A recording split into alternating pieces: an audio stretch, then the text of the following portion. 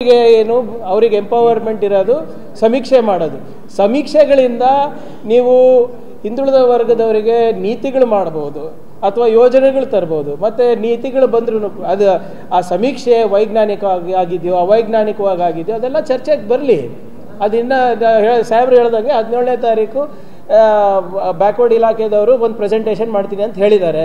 ಅದಾದ್ಮೇಲೆ ನೋಡೋಣ. ಯಾವುದು ಕೂಡ ಸಮೀಕ್ಷೆ ಮಾಡಿದ ತಕ್ಷಣ ಕಲ್ಲಲ್ಲೇ ಕೆತ್ತಿದೆ ಅಂತ ಏನೂ ಇಲ್ಲ ಅಲ್ಲ. ಶಿಫಾರಸ್ಗಳನ್ನು ನಾವು ಅನುಷ್ಠಾನನೇ ತರ್ತೀವಿ ಅಂತಿಲ್ಲಲ್ಲ.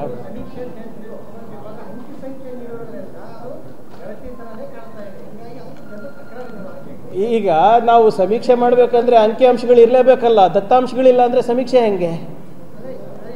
ಬಟ್ ಈಗ ನಾವು ಸೆನ್ಸಸ್ ಆಗಿ ಕಾನೂನಾತ್ಮಕವಾಗಿ ನಾನು ಜಾರಿಗೆ ತರಬಹುದಾ?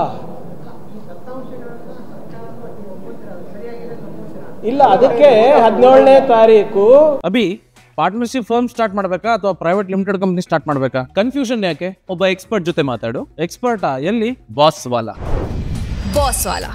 B the boss. ಹಿಂದುಳಿದ ವರ್ಗದ ಇಲಾಖೆದವರು ಕ್ಯಾಬಿನೆಟ್ಗೆ ಸಂಪೂರ್ಣವಾದಂಥ ಬ್ರೀಫಿಂಗ್ ಕೊಡ್ತಾರೆ. ದತ್ತಾಂಶ ಹೇಗೆ ತಗೊಂಡಿದ್ದಾರೆ, ಯಾಕೆ ತಗೊಂಡಿದ್ದಾರೆ, ಆ ದತ್ತಾಂಶದಲ್ಲಿ ಅಡಗಿರುವಂಥ ಅಂಕಿ ಅಂಶಗಳು ಏನಿದೆ, ಅದರ ಪರಿಣಾಮ ಏನಾಗುತ್ತೆ.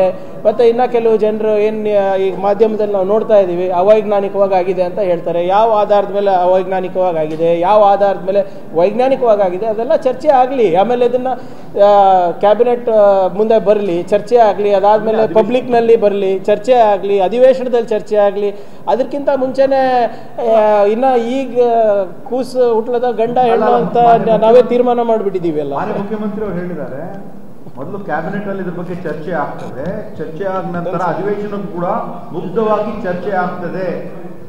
ಪರ ವಿರೋಧ ಯಾರಿದ್ರೂ ಕೂಡ ಅವರ ಅಭಿಪ್ರಾಯ ವ್ಯಕ್ತಪಡಿಸಬಹುದು ಅಂತ ಮಾನ್ಯ ಮುಖ್ಯಮಂತ್ರಿ ಅವರೇ ಸ್ಪಷ್ಟವಾಗಿ ಹೇಳಿದ್ದಾರೆ.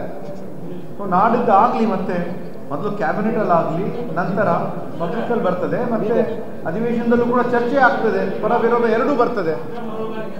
ನೋಡಿ,